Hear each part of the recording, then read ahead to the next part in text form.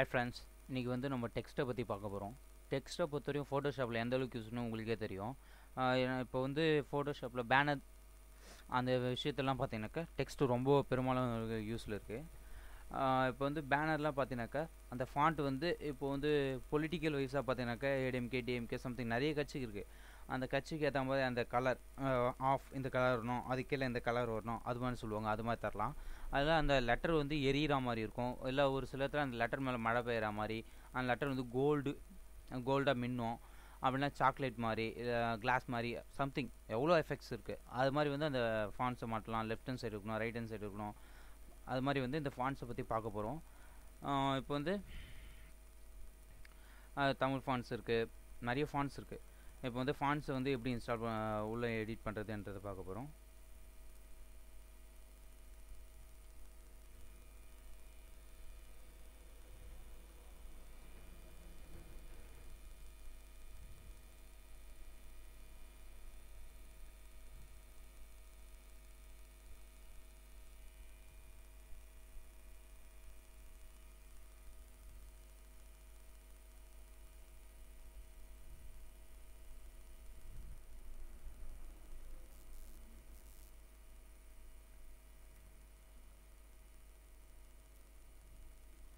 இப்போ font size click பண்ண போகிறோம்.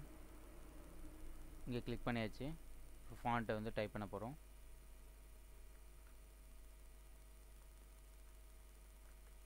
டைப் பண்ணியாச்சு. ஃபஸ்ட்டு வந்து இந்த லெஃப்ட் ஹேண்ட் சைடுன்னு பார்ப்போம். அப்போ ஃபஸ்ட்டில் இருக்கிறது வந்துன்னா ஃபாண்ட்டோட ஸ்டைலு. அது மேலே அது மாதிரி ஒரு கிளிக் பண்ணோம்னா மார்க் ஆகிடும். டவுன் ஏரோ ப்ரெஸ் பண்ணோம்னாக்கா ஒவ்வொரு ஸ்டைலாக மாறும். அந்த நம்மளோட நேமை பார்த்தா உங்களுக்கே தெரியும். அது சின்னதாக இருக்குதான் பெரும்பாலும் தெரியாது. அதனால் நான் வந்து அதுக்கப்புறம் நான் உங்களுக்கு வந்து ஃபாண்ட் சைஸ் வந்து இன்க்ரீஸ் பண்ணுறது இந்த இடத்துல இருக்கிறது, அதை இன்க்ரீஸ் பண்ணிவிட்டு உங்களுக்கு காமிக்கிறேன்.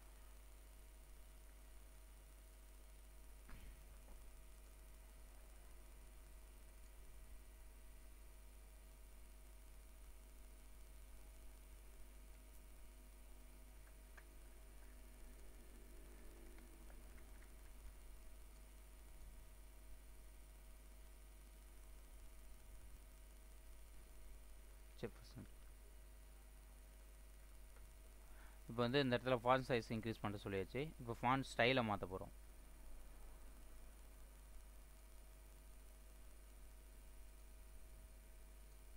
இந்த மாதிரி நிறைய ஸ்டைல் இருக்குது ஃபாண்ட்டுக்கு. எந்த ஸ்டைலில் வேணுமோ அந்த ஸ்டைலை நம்மளே சூஸ் பண்ணிக்கலாம்.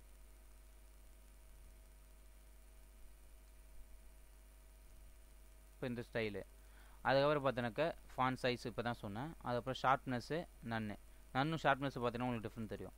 நன்னு கொஞ்சம் டிஃப்ரெண்ட்டாக இருக்கும். சில பேர் கேட்பாங்க சாதாரணமாக இருக்கிறதோட இன்னும் ஷார்ப்னஸ் வேணும் அப்படின்னு சொல்லிட்டு.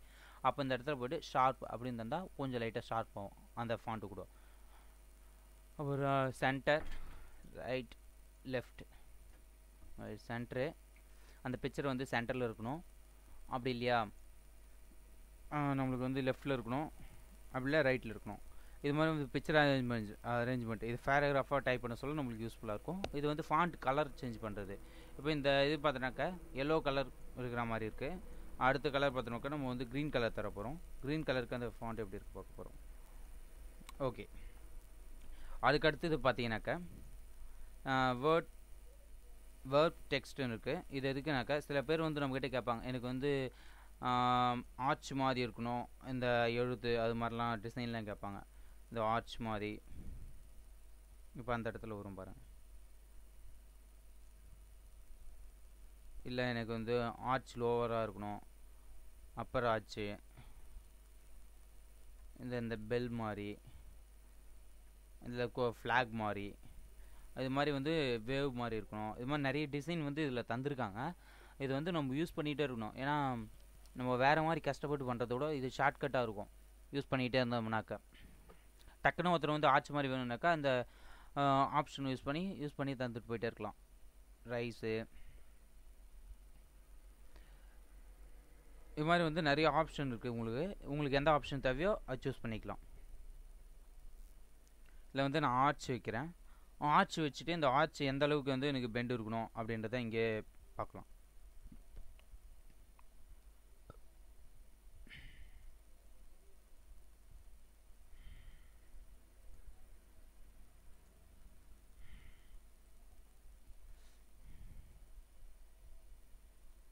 இவ்வளோதாங்க. அதுக்கு பக்கத்துலேயே பார்த்தீங்கன்னாக்க இந்த ஃபாண்ட் சம்மந்தமான மொத்த டீட்டெயிலும் இதில் வந்துடும். இந்த வேர்ப் டெக்ஸ்ட்டு பக்கத்துலேயே இருக்கும். கேரக்டர் இதுலேயே இருக்கும். இதில் 100% என்ன கலரு, எந்த இதில் மாற்ற போகிறோம் அப்படின்றது, மொத்தம் எவ்வளோ சைஸு, மொத்த டீட்டெயில் இருக்கும். இது பேராகிராஃப்னாக்கா லெஃப்ட் எவ்வளோ ஸ்பேஸ் இருக்கணும் ஒவ்வொரு லைனுக்கும். இப்போ 2 லைன் இருக்குனாக்கா அந்த 2 லைனுக்கு இதில் எவ்வளோ ஸ்பேஸ் இருக்கணும், மொத்த டீட்டெயிலும் இதில் இருக்கும். இது ஒரு வாட்டி யூஸ் பண்ணி பார்த்துங்க. சரி, இவ்வளோ தான் இந்த சாப்டர். அதுக்கப்புறம் வந்து நம்ம அந்த டெக்ஸ்ட்டை யூஸ் பண்ணி இன்னும் நான் இதுக்கு முன்னாடி ஆரம்பத்தில் சொன்ன எல்லா எஃபெக்ட்ஸும் அடுத்த கிளாஸில் நான் சொல்கிறேன். சரி.